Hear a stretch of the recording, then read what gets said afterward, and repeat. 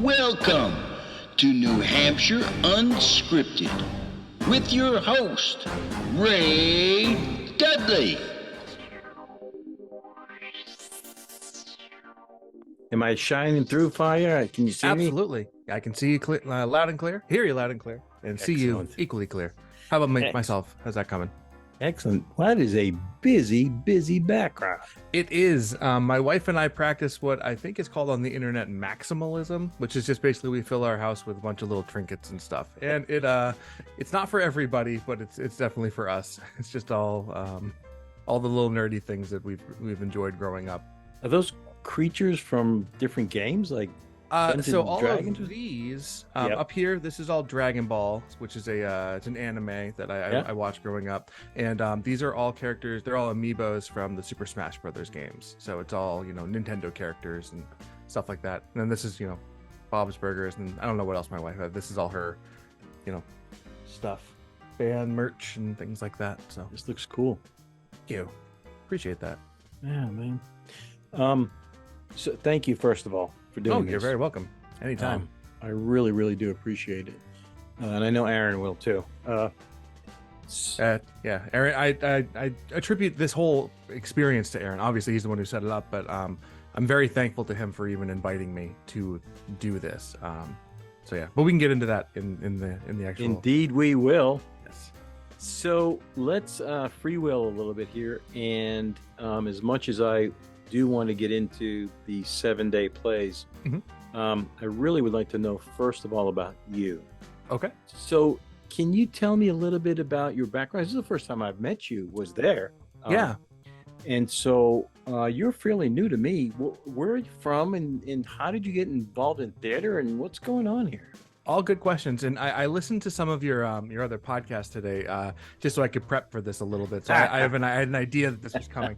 So honestly, I think it goes back to I did some acting in high school. Prior to that, I did this. There was a program in New Hampshire. I'm from Windham, New Hampshire. Grew up there. That's my whole life I was there until I went to college in Fitchburg, Mass, and then I moved to Haverhill for a little bit, and right now I'm currently residing in Manchester, New Hampshire. But in elementary school, there was this program called Odyssey of the Mind, which I don't know if you're familiar with it, but it's a youth program where kids are given a challenge or a problem that they have to work on for, I think it's like 2 to 3 months, and a portion of that is a skit that you have to write yourself, create like a little props and everything for it. And I think it was during that portion that I really kind of fell in love with the idea of like being up in front of people and performing for them. And I did some plays in high school, and then I got to college, and I was never I didn't pursue it professionally or anything. That I didn't go to school for theater. I went for video production. But in college, I went to I went to one single, theater meeting or like a theater guild thing.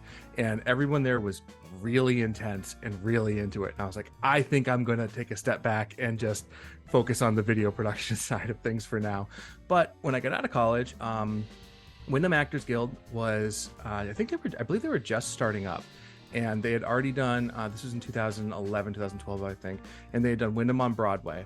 And they were then doing their first actual play, which was Arsenic and Old Lace, and they were having trouble casting it. And I don't know if it was my father knew somebody in it or he was familiar with people on the board, but they asked him to ask me to go try out, and I did, and I got Mortimer, which was like my first lead that I've ever really had, and arguably my only lead I've ever really had, which was a lot of fun. And so then I did a couple of things so this was 2011, did a couple things with WAG, and through everything that I have found in New Hampshire has been just series of meeting people and being connected. So through Windham Actors Guild, I did Music Man, then Odd Couple, and then in that I met Jack. And through that, he asked me to do a show at the Majestic, which I then did. And then the people I met at that show asked me to do a show with Lend Me a Theater, who I work predominantly with at this point. So you do their dinner theaters there with them? I do their dinner theaters. Yeah, I've done several there. I did a Murder Country Style, Death by Dessert, Contempt of Court, several of them. I was in Clue with them. They're crazy. popular down there. Mo and all those. Yeah. Yeah. We I'm sure you've heard. Actually, I listened to the Mo one today, which was 2 hours long, and I was like, wow, Mo can talk. She knows her stuff. Is very impressive.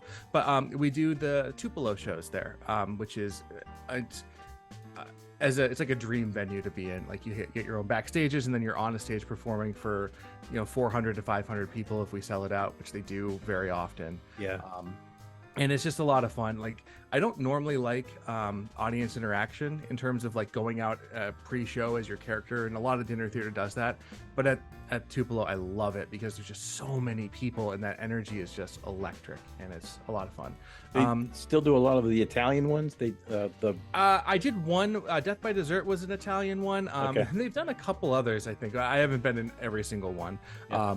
I took a little break between like 2018 and I took 2019 off. I was going to come back, and then COVID hit, so I really wasn't able to do much. But also in here at some point, Greg Parker works a lot with LMAT, or he did a while ago. He still does, and he connected me with Gary Locke. I did Invasion from Mars with Gary, and then Government Inspector.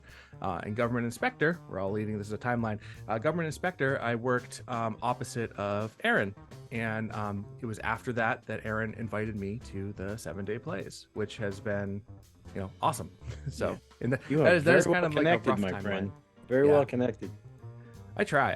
I feel like I don't do much. I'm pretty narrow in terms of like the groups that I've worked with. Pretty much what I just listed there is where I am.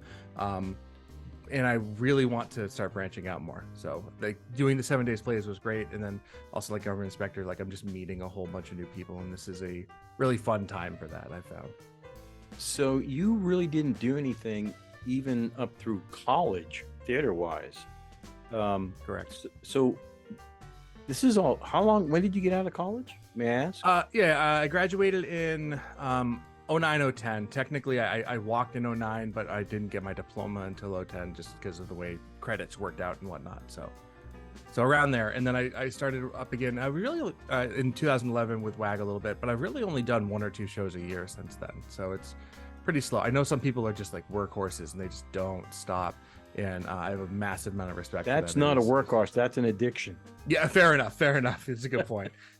So you have great comedic timing. Thank you. Is that natural? Because if you haven't been hammering away on stage, I mean, it was just crazy good to watch you. Thank you. I appreciate that. Yeah. Well, that yes, I think that I have not really ever I've never taken an acting class. I've never like been formally trained in any way. I think what I credit a lot of it to is just the group of friends that I had growing up. All we would do is just hang out, playing video games and just trying to make each other laugh. And we watched a lot of like 90s sitcoms.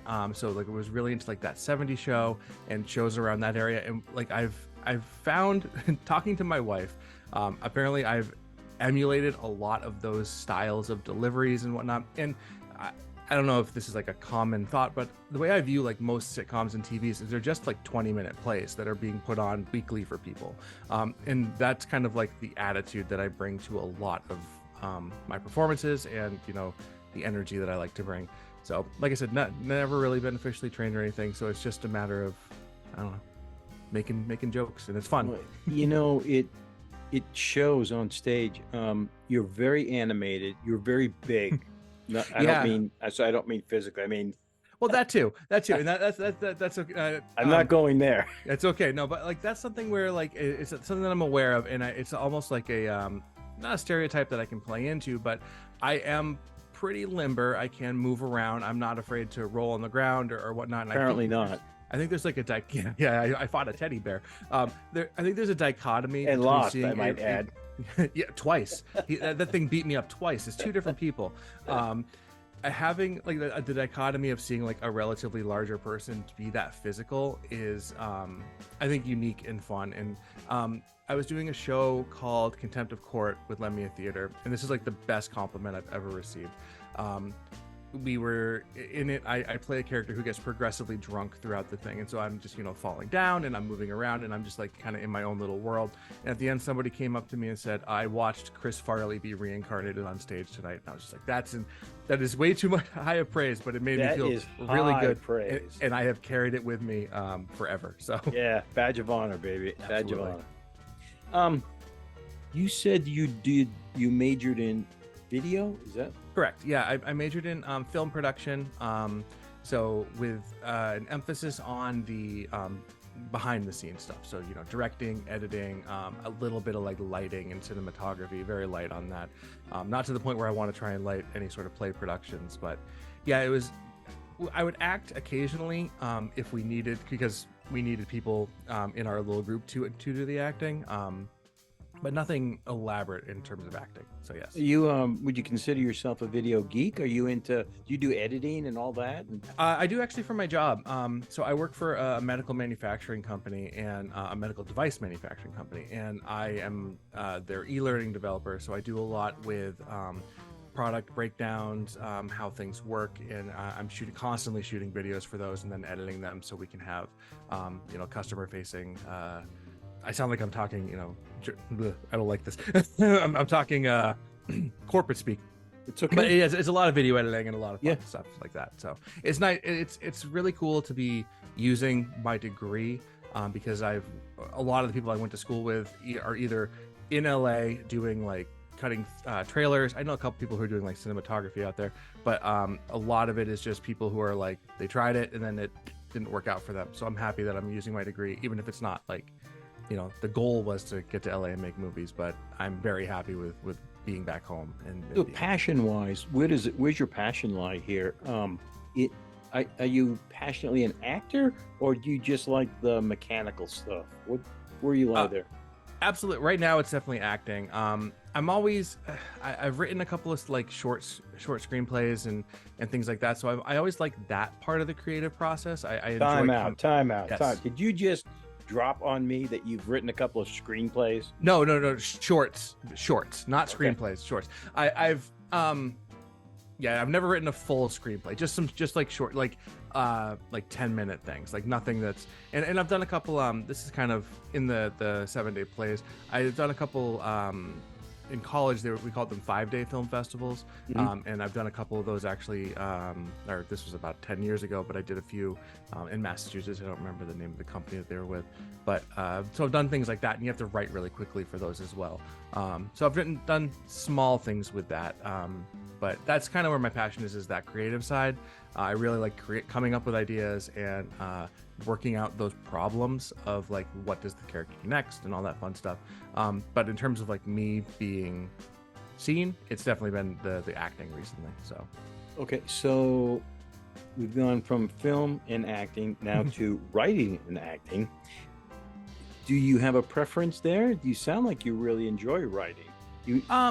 I definitely do, but it's something that I don't exercise nearly enough. I've found that I tend to come up with an idea and I'll write something, and then or like write an outline or something like that, and then it'll just sit. Like I have a folder just full of ideas that I have not fleshed out, as I'm sure many people do. The one that I'm working on right now, I wrote like 2 years ago, and it's something that I've just been like, it's been percolating in the back of my head, and I really want to get that out just so I can create something. So, but right now it's really been the like film is always like in the back of my mind, but I have been enjoying the play stuff. So all right, let's geek out for a second. What are you using for a microphone there? Right here, I believe this is an NT. I want to say it's a NT1A, if I'm not mistaken. I've done podcasting on the side as well. My wife and my friend we have a podcast called No Refunds. Look at you dropping breadcrumbs here. Yeah, the things you learn when you have a conversation. So that's part of the reason why I have a semi decent microphone setup. And I did like Twitch streaming over the pandemic as well, so I got this for that. Or the connection to the PC and everything. Is that a Shure microphone, or is that you said it's a Rode? Okay. It's a Rode. It's a Rode. I want to say it's an NT7 or it's NT1. Off the top of my head, I don't remember. Do you, in your video editing, which software do you use? Have you migrated to DaVinci yet, or are you I have not. I've been using Premiere for close to 20 years at this point. Whoa, wow. So that's what I'm comfortable in that ecosystem. I'm comfortable with like the Photoshop or the After Effects side of it as well.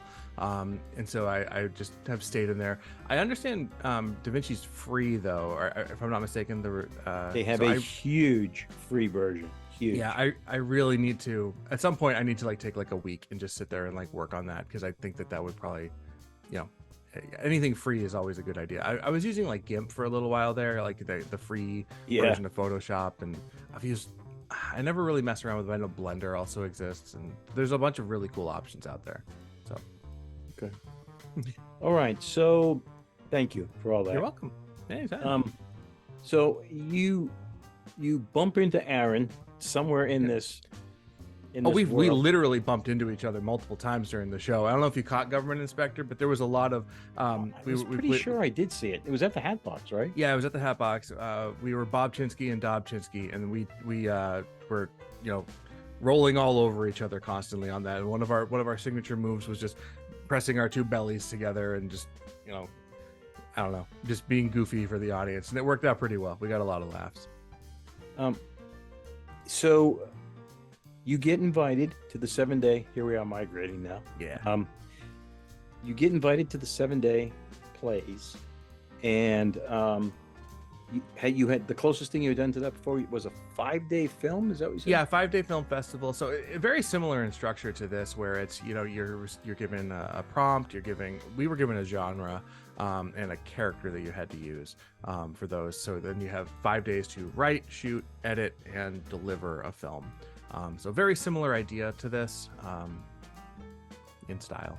Anything before as you were jumping in initially, that you hesitated about? Was there anything in the back of your mind like, oh, whatever? Am I getting deep here? What happened? That's a good question. Yes, absolutely. So first of all, just the sheer talent of everybody else in this was unbelievably intimidating. I've seen a lot of these people work. I know who they are. They don't know me. And it's just one of those, I am hoping that I can come in and be and match that caliber of what everyone is. And I was just, you can ask my wife, I was bouncing back and forth between just elated that I was even being asked to being oh, I'm going to drag everybody down. This is going to be the worst. I'm going to be an albatross to everybody here. And like I said, it would be whiplash back and forth between those two. And then when I got there, I was so excited and everything. And then I don't know why I hadn't even thought about this, but obviously with the amount of actors we had, there was definitely going to only be certain ones that were only 2 people. Yeah. And as soon as I found that out, I was deathly afraid, because I can remember lines, but I'm not the best at it. Especially in a small amount of time. If you give me a month, I would have been stellar. On this one, I got there, and that's to the credit of Greg Parker and how he wrote ours. But if I had to do the one that Gary had written, I don't know what I would have done for that. I would have been a complete just deer in headlights, I think. But I'm with you, brother. Those are the things that I was nervous about. I sat there watching Ian do that. It was just about a monologue. I mean, yeah, basically. Good grief. It was crazy good. It was impressive. And same thing with Kelsey, who came in at the last minute and I know she was on book for some of it, but just she was less than 48 hours, and she had that whole end monologue perfect. It was one of the more emotional sequences in this entire day, and it was super impressive. So I'm with you on that. I cannot believe she did that. I mean, anybody, we all would have accepted if she just stayed on book, but absolutely she didn't. And I can't, and you never, if she was nervous at all, there was nothing showing, even backstage. She's just happy-go-lucky. Not even, I never saw her pace. I never saw her looking over a script. Nothing. Yep.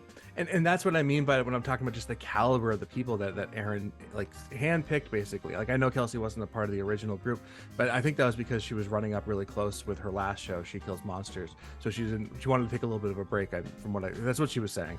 But it's just the talent pool was. I was in awe of it and just very nervous about that. Like I said, because I appreciate the kind words you said earlier about comedic timing and whatnot. And it's in the back of my head, I know that I can I can get to where those other people are, but like I just haven't done as much. So I just feel like I need to prove myself, and I felt like this was a good opportunity for that. It was a wonderful opportunity. You did really, really well. I appreciate that. I laughed over and over. And it's funny because I got a chance to see the tech, and of course, you're skipping through the tech pretty much, and so it was so great to see it live and in up front and in person. It was so and here you are. Val was great, but yes, your biggest opponent here was the bear. And absolutely. Val was there was a point where she pulled Greg over and was like, did you not like me? And Greg's like, what are you talking about? And she's like, you gave Dwight all the fun things to do, and I had to play, because she was just the straight woman. Like she was the she was the rock of everything, and I got to be I ended up playing 5, if you count the voiceover. I played 5 roles, which was a very fun acting challenge, to the point where, so as you know, the structure of the 7 days was, at the beginning, when we got assigned to our the playwright, we had an interview with them. And I've worked with Greg in the past, and I've actually worked with Val. I worked with her in Government Inspector, so we all kind of knew each other, which was nice. And Greg asked us, he's like, is there anything you guys don't really like to do? And I was like, well, I'm not the best at a lot of voices. And so he wrote me 5 characters with different voices. And we got there, but it was just like, you could tell he was doing this just to mess with us. And I think it made something really fun. But it was hysterical. It was hysterical. And I'm so glad they started the day with that show. Yes. Either the first or the last show that went, I think that those were the correct. I think Aaron nailed the order with like a comedy sandwich, basically. So yeah, I'm happy we got to go first. I'm really happy we got to go first, because then we could just watch the shows. I think like having that advantage, but just like we were done, and I could just sit back and relax and enjoy the rest of the theater. And all 3 of the shows that went after us were excellent. Yeah, I really enjoyed every single one. There was not a bad moment in I agree. Show. I agree. And then the wonderful thing about Aaron picking your show, and I told him this as well, but it set the tone, it set the pace for the day. And the way it had been written and opened and all of that, the audience was with it right away. They bought in right away, and they were just there for the rest of the day for the ride. It really set a great tone for the day, and they just accepted everything else that came after it.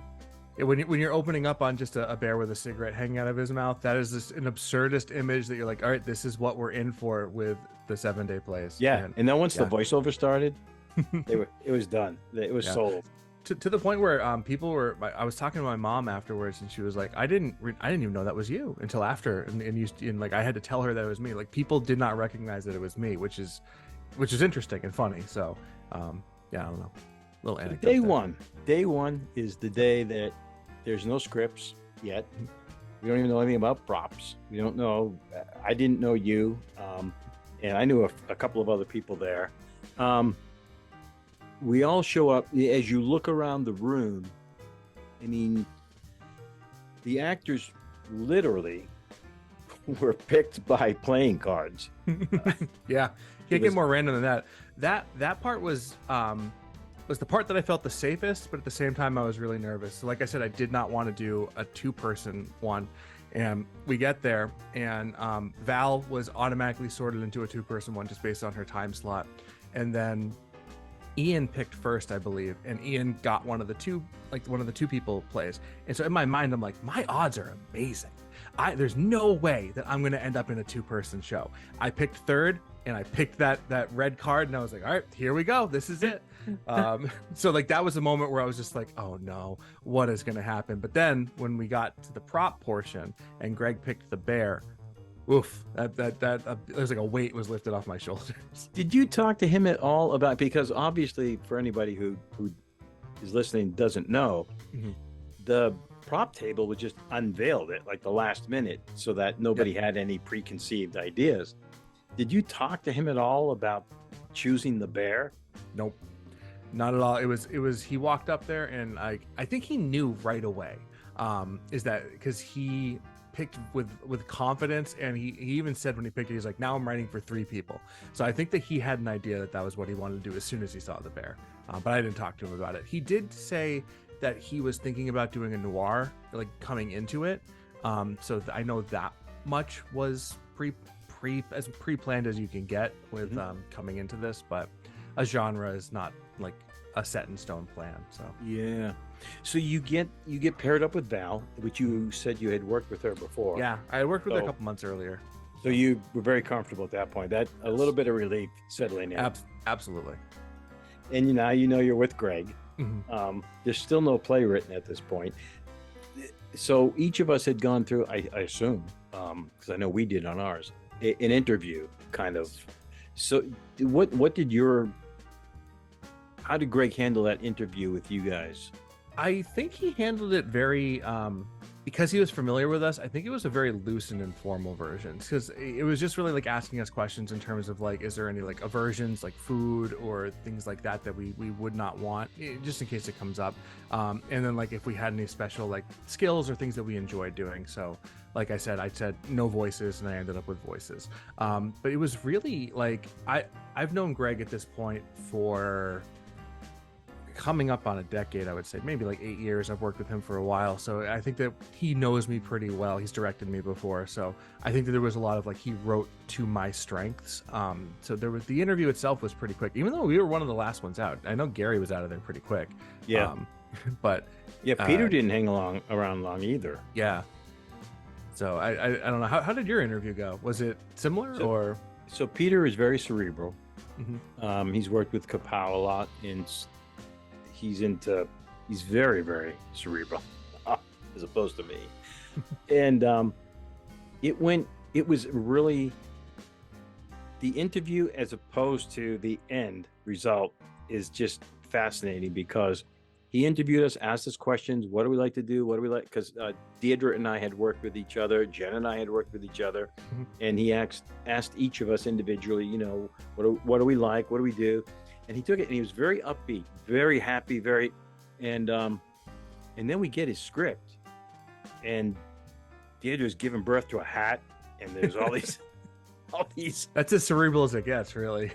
There's all these built-in metaphors and allegories, and it was just out there. To do that in under 24 hours, and then to see those come to life in a week was insanely fascinating to me. Just like, because that is such a, I feel like yours was easily the most ambitious out of all of them, in that sense of like, what we're presenting is the most like you're saying, cerebral and just abstract. Yes. Which is always a risk, especially when you're going, there's no way you can know that you're going up like with classic plays, like standard characters talking.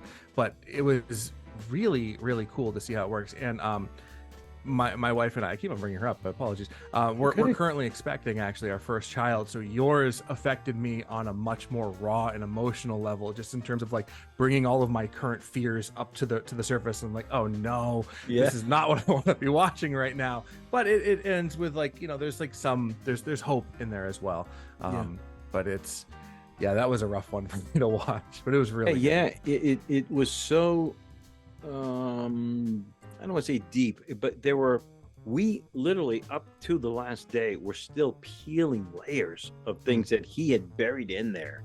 I can't imagine if you had a month or two to really get into that, because my gosh, it was just, we kept thinking, what does he mean by this? What do you think's going on here? Did you contact him at all and ask him for clarification, or did you We did not. We I don't know if Brian had much contact with him. He may have had some, but it was very minuscule. So we were just literally going off of just gut feeling of what he was trying to interpret, which was really great, because not knowing if any of that was what he wanted, we got to talk to him later, and he was just out of the world with how it went. He loved it. That's awesome. I was going to ask what his response was, because that's always like not a fear, but I could see like if it wasn't interpreted in like, I could see someone being upset with like this interpretation, or not your interpretation per se, but just an interpretation of something. That's it's a fragile thing, I think, for a writer to take something personal. It felt like a very personal story, and put that out into the world, and let other people mold it into their own. That just strikes me as like I said. We were deeply concerned. deeply concerned. I mean, and I had said to somebody else at one point, I said, in the wrong hands, this play could go very badly. Absolutely. Very badly. I don't know how I wouldn't have been able to do that, like personally. Like, kudos to everybody who was involved with yours. It was just fantastic. So thanks. But this is not about me. So I'm curious too, though. So, well, if you have any questions, feel free periodically to jump in here. Yeah. So you begin rehearsals. Mm-hmm. There are things that happened in that play. Not just the bear. I don't know who thought of the cigar butt idea. That's actually in the script. It is. Yeah, it's in the script. On the cover page, it says at the bottom, there's like a little asterisk that says, all of Dwight's characters should be chain smoking, and if at all possible, the stage should be covered in cigarette butts by the end of the play. And we did that to the best of our ability. I didn't actually work with the cigarette butts until live. I had them. I had like 2 that I would like occasionally mess with during rehearsal, but we didn't want to deal with having to clean up the hall every single time, so I didn't actually use them. And I found I got such a good reaction when I was just pitching them. Like, I wasn't even trying to hide them at a certain point. I was just throwing them, and the audience was loving it. So I was like, all right, this is what we're doing. And it worked well. So funny. It just looked like there were so many coming out. It just like he was shedding filters from cigarettes, I think we missed a few when we were cleaning up, because I think that there was like at least one still on stage for the rest of the show. Andrew will find you and let you know. Oh, I'm sure he will. Absolutely. Most of them had the tobacco taken out of them, I think. Laura, our director, Laura Hoagland, she is the one who prepped everything. So you don't find out. So the script gets written, you get it Sunday night-ish. Correct. And did you know at that point who your director was? No, I didn't know until I received the script. So I knew obviously it was only going to be one of 2 people. It was either going to be Mary or Laura. Mm-hmm. Both of which I've worked with before. So I was excited no matter what. Mary, I worked with in Arsenic No Lace. She was one of the aunts. And Laura, I just came off of, she was also in Government Inspector with me. And then she was backstage for the last show that I did. So I've worked with Laura very recently. And so no matter who it was going to be, I was excited because I knew that we've worked together and we know each other's styles. And I was talking with Laura prior to everything going down in general, and she said something along the lines of, she's like, as a first-time director, she's like, I'm just excited because we're not gonna have to do much, because look at these actors, they're all gonna they're gonna come in and you just say go, and they do. But Laura was excellent. We came in and she had the blocking. She knew where she wanted us to go. She knew what she wanted us to do. The only thing we didn't work out right away was the fights. That was kind of just Dwight fights with the bear. But where we were all standing, it was she was, for a first-time director, she had a real grasp of what was going on. So, and I attribute that to just years being in theater. But so that was. I'm going to insert a question / issue. So not issue. That's a terrible word for it. Stylistically. There we go. How do you feel your acting style and creativity is, and how did that fit with Laura as a director? And I want to preface that by saying there are some directors who are crazy, maniacally micro hands-on. I mean, they want you to take 2 steps, turn left, 2 breaths, and blink. Yep. And then there are others who are just like, look, we have a framework. Let me see what you can do, and we'll tweak it from there. So on that spectrum, where do you find yourself? What style do you like, and how did that work with Laura? So my style is, by the end, it's basically I'm a wrecking ball.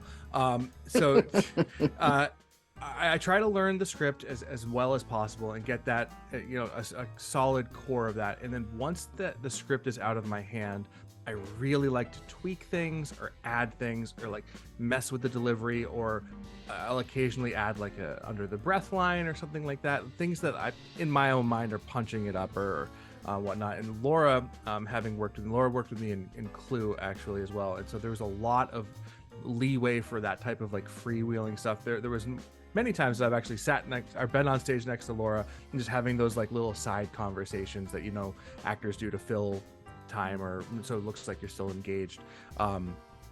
And so Laura, I think, knew my style for that. So she gave me and Val a lot of freedom in terms of like how our characters carry themselves and where we go. If like for my big maniacal speech at the end, she wasn't very walk here and then walk here, then walk here. She kind of like let us know where we needed to be, and then when I started speaking, I kind of took command of the stage or just kind of traveled, because there's nothing I hate more in personally than just like standing there and talking. I have to be, if I can tie my lines to a movement, I can remember it better, and that helps. So that was style fit really well, I feel, with how Laura set us up. So, I understand she's very, very prepared. Is that? She absolutely was. Like I said, she knew, she had the exact like voice that she wanted. The only character voice that she was very specific with was the detective, and she knew what she wanted for that, because I came in with I was doing basically like a Will Arnett impression where he gets really like gravelly and is like an over the top style detective, and she was like, no, we're gonna reel that back, and she went with more of a Sam Spade. So I had to learn who Sam Spade was, listen to some of his stuff. You youngsters, you crack me up. I know who Humphrey Bogart is, but I just don't know the character of Sam Spade. So I learned that, and she was for the recording of the lines. So as you know, we were allowed one dark night during rehearsal, so we took ours Wednesday, but it wasn't really a dark night because Laura and I got on a Zoom call, and we recorded the voiceover at that point, and so she was there with me during that, and you know, giving me like if I said there was certain inflections that she was looking for, or there was a couple of times where I got a little too sing-songy, because just as you're talking over and over and over again, you want to give it that sort of acting inflection, but with Sam, with Teddy, he was very monotone the entire time. So, yeah, but she was great. So. You go through your first rehearsal, obviously you're on book, and then the week progresses rapidly, as it turns out. Doesn't seem like it at first, but yeah, it flew by. Like by the time Thursday was here, I was like, I can't believe we only have one more rehearsal after this. It was shocking. Yeah. Did you find the process? We found ours to be very collaborative, where I was enamored. We had a beautiful cast. Everyone did. But it was just, speaking for us, a charm to work with these people who were all thinking. They were all creative, and no one was overriding anybody else. But you know, there was this talk about what's going. Of course, ours being Peter's play, a little bit more than a teddy bear, yes, with a cigarette. Yeah. But there was a lot going on, and a lot of input and back and forth. And again, we kind of were peeling things back literally every rehearsal. How did yours go? Was it a collaborative event as well, or was it pretty much just? It definitely was collaborative. A lot of it was on the page. A lot of the finding the characters and whatnot, that kind of came out through a collaborative process, where like Val started off and she was just very like, you know, very straight, but as she went on, she found the more sultry and the more like femme fatale style. So that was like talking to each other and like letting our characters kind of build off of each other. And a good example would be my second character that I play, third. It's hard to keep track. The farmer, Ned the farmer. Hysterical, by the way. Yes. Oh, he was my favorite. Open your mouth. Oh my God. That was the moment. That was that's my favorite moment in the show. And the moment I knew I had something good with him was when we were doing tech. And so Greg, who wrote ours, was also doing all the tech for everything. And I opened my mouth and I said my first, "How y'all doing?" And I just heard him start cackling in the booth, and I was like, "That's nailed it! I'm so happy." Yeah. But Ned was very, you know, country bumpkin, just oblivious farmer, not knowing really what's going on. But Val decided that I reek, and so that was something where like I would start to like walk towards her, and then she would walk away, and like that level of collaboration is some of my favorite in shows. So Yeah, that was great. You guys really had a challenge in that most people don't think of it this way, but you had to portray caricatures. Mhm. I mean, these are because you needed to show people these typical mobster, typical, Yes. Eval, the femme fatale, Yeah, we were playing the archetypes as Yeah. broadly as we could, really. Yeah. Which is something you kind of have to do in 20 minutes. 20 minutes where there's so much going on. Like this was a full movie condensed into 20 minutes. So yeah, like having to go broad with that and having to like nail those archetypes. The only person that I felt like was a character was my last one, where I came out and it was just my normal voice and trying to calm people down and whatnot. That was the only person I think that actually lived outside of the play. Everyone else was just a cartoon, which I'm good at playing. I tend to do cartoon characters anyways. Did you end up having to wrestle the bear in the rehearsals, or was that? I did a couple of times. I still have the rug burns from it. Yeah, I wore shorts and a short sleeve shirt, which I should not have done for those rehearsals, because that carpeting was unforgiving. I really only did it Thursday and Friday, which was just kind of figuring it out. I didn't figure out there's a moment at the very, it's kind of like the big climax of the fight where the bear leaps into the air and then it just slams down on me. I was going to ask you about that. I did not figure. I found that on Friday, and it was a total accident. I was, really just kind of stumbling back and forth, like punching the bear, making the bear choke me. And I was like, I have to do something else with this, and I just threw him up.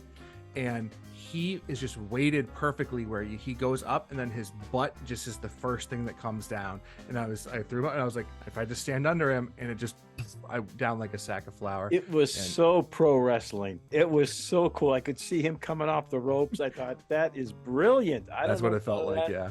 Brilliant. Kudos to you guys for that one. Thank you. It worked out really well. Were there any challenges? Now, your production came across just as though it was just easy peasy, but were there any real challenges for you and the other people involved that you're like, how is this going to translate, or how do we accomplish this? I can't speak for Val. I believe she was, it took her a little while, I think, to like find something that she was happy with, but that's a question for her. I'm not off the top of my head, I'm not sure. For myself, the character Ian, who only has 4 lines, but that was one of the harder ones to figure out because he's a mobster, but we're in London. So what are we supposed to do for like an accent here? How is he supposed to carry himself? And I tried to do a British accent. I'm not good at that. I don't know how it came across. That was the biggest challenge for me in this. Also, I guess like the monologues, because there's a couple at the very end where JJ has some long for me Exposition. Exactly, just exposition dumps, which are kind of just telling a story, but it doesn't necessarily make logical sense. So that was a little bit of a challenge, but other than that, it all kind of came together pretty close. We had most of the blocking done by the first episode, first night, so it really came together pretty smoothly. Yeah. Don't worry about the British accent, because whatever came out worked. It listening to it, because you understand what's going on here. Exactly. There's one guy doing multiple things, and they're all just cracking you up, and nothing ever had to be perfect. It was just, it was so great to go along with that ride. It was just, everything was great about it.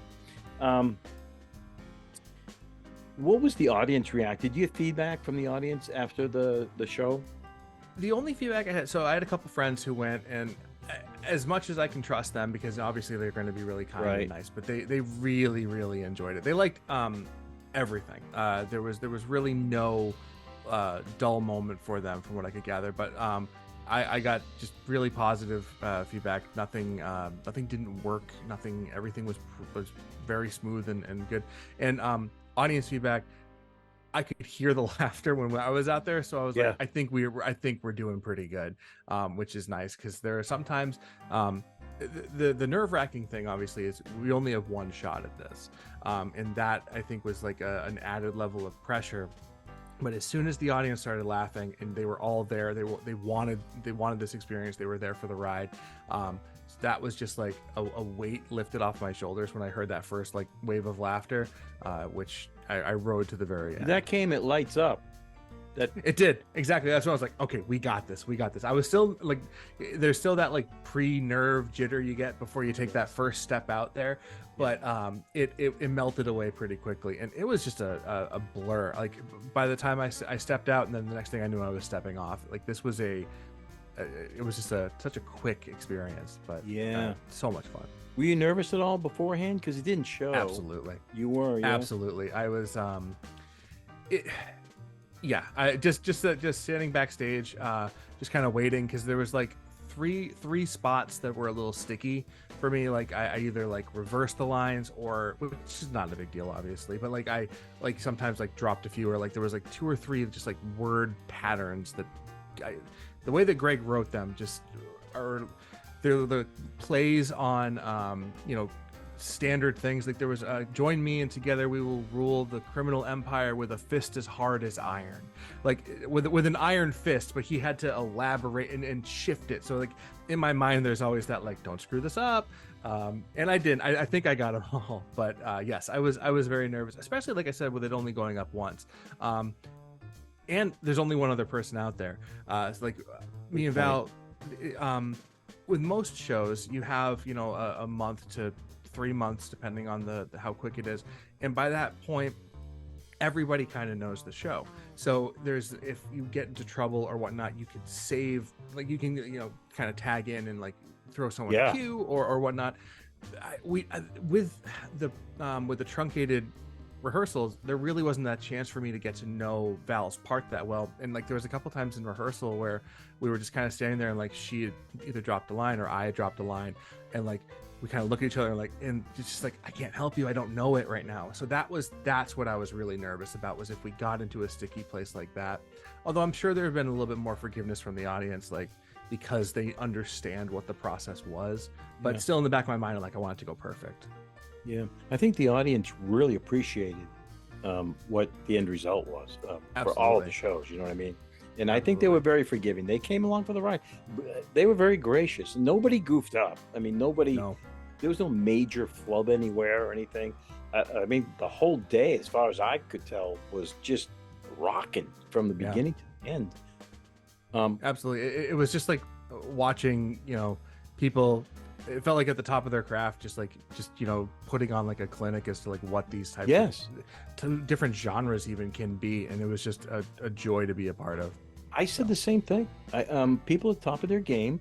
It was wonderful to work with them, because there was such a peace, even in the midst of having to know all that. So I just want to make a note here for people who don't understand. Actors, a lot of times, it's not just a matter of memorizing lines. We tie a lot of our lines to movements, props, the timing of other people on stage. There's a lot of that involved. And in 5 days, you don't get a lot of that. It's very difficult to tie a line, especially one like you just said, where the verbiage is kind of twisted a bit. Mm-hmm. It's not what your mind is used to hearing. And so it takes a while for the brain to rewire itself. And so a challenge of 5 days for an actor is to try to incorporate all of those things. And if you're out there by yourself or close to by yourself, Val was acting opposite a bear for the first like 5 minutes of our thing. It's like, that has to be just a surreal level of nerves that I can't imagine. And it's tightrope walking, baby. Absolutely. And you're out there for 20 minutes. Like, anything can go wrong at any point. Somebody could sneeze in the audience and throw you off as you hear something that you weren't used to hearing. Anything could happen. I had 3 costume changes. I was nervous that I had them all arranged out in the back perfectly, but I was still just nervous. Like, what if my shoe gets stuck?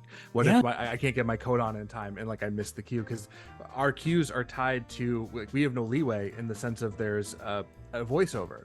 We had only 30 or 40 seconds to do these types of things. So that was, luckily it all went off without a hitch, and I practiced them a couple of times, but still there was that what if something happens here? Right. No, I think even though it went well, as an actor, there's a lot of pressure that you put yourself under. A lot of it. One of them is just pride, right? You just want to do a good job. Absolutely. The other thing is, you don't want to look like an idiot. You've got lines that somebody else wrote for you. You've got somebody else on stage who's depending upon you. People are paying to come see what you're about to do. Oh yeah, that was in the back of my mind where I was like, people have paid here to do this, and if I mess something up and I'm just like, oh, I gotta restart, it's like that's unacceptable. You just can't do that in a live setting, even though it is an experiment in a way. So yeah. Would you do it again? In a heartbeat. Absolutely. It was so much fun. And it was, just being around all those people and like the camaraderie and the creativity. And I really appreciated just how everybody wanted everyone else to succeed. I felt no ego. I felt no I want mine to be better or anything like that. It was just such a celebration of the art form, that like in its purest form. And it was, I would do this in an instant. I really hope they asked me back. I hope I didn't mess everything up. So no, it was so nice. It was so great. I had told Aaron, and I imagine I'll say it a few more times to other people I talk to, but to me, it had a flavor of a competition without competing. Yeah. To watch these other artists work their work, and yet everybody wanting to do their best, right? Everybody bringing their A game. It was, nobody slacked. There weren't people who were just like mailing it in. Everybody really was on. Just on, their game was on. If it was a competition, I don't know if I would have enjoyed that. Like obviously the structure would have to be different, because if you came into it with random assignments and it was then like a judgment thing, I could see that being a potential recipe for disaster. You'd have to have pre-done teams and whatnot. But I don't know. I just really liked the spirit of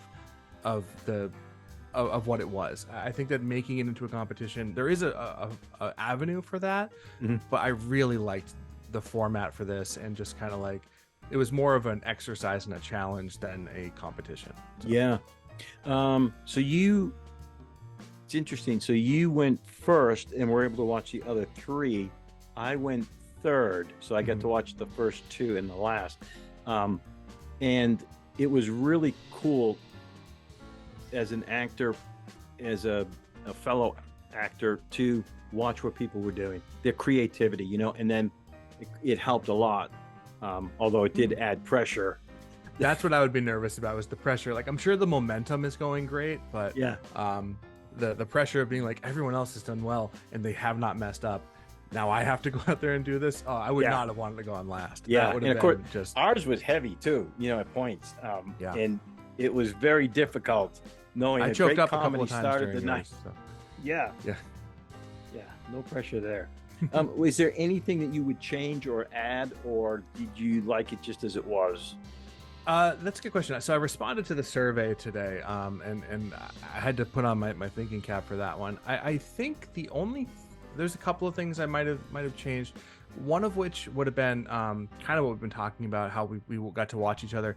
I think that if the start time had been pushed back to like 5 or 7, and tech was still the same, I think it would have been nice for the actors or the other groups to see the other plays in a more relaxed setting, as opposed to just sitting in the back. And this is like, obviously for my own personal thing, like from an audience standpoint, what they got was amazing, but it would just be nice to see that. And I also think that what that would do is enable a full dress before everything, because we had our tech and we were able to run it a little bit during tech, but to have an additional dress rehearsal after that, I think would have benefited. Well, I don't know, everything went great, so maybe not, but I think that would have been nice to have seen everybody else's. Also, and this is a minor nitpick, it's just I think there could have been a better communication to the audience as to what the parameters were. Meaning, like, I might be wrong, maybe I just missed it, but I don't recall them being told like about the props or being told about the line. And maybe more things like that could always be fun, like having even if it's like a character name that has to be the same or something like that, because like in a play, I'm sure it's a little bit more difficult to have, like, if everybody had the same character that was required, that could be a little bit I don't know, limiting.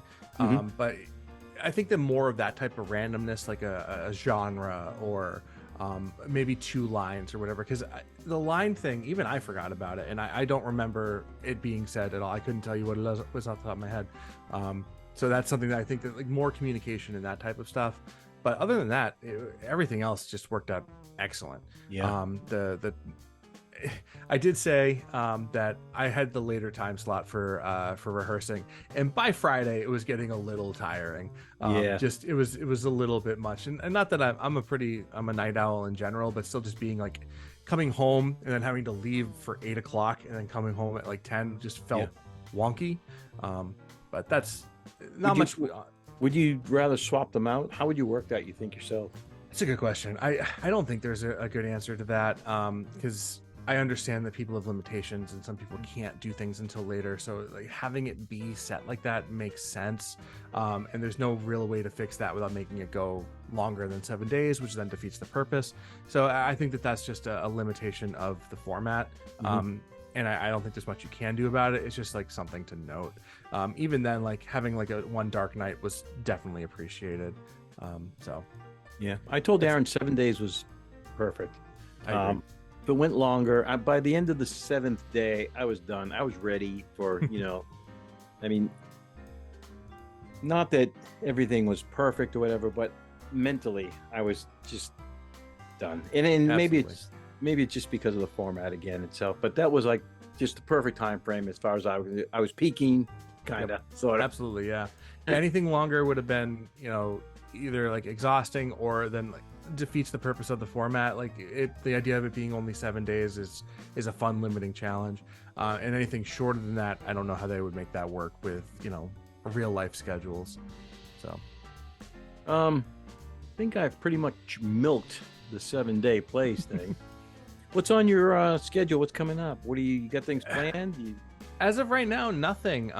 So like I said, we're expecting our first child very soon, and it'll be here in September.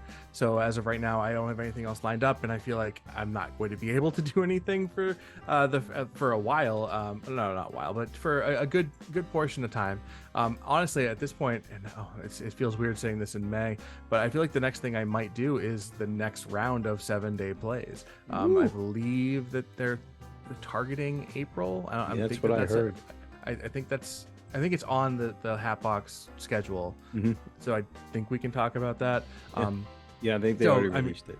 Yeah. So in April of next year, fingers crossed they ask me back to this, and maybe something before then. But as of right now, I currently have nothing in the pipeline.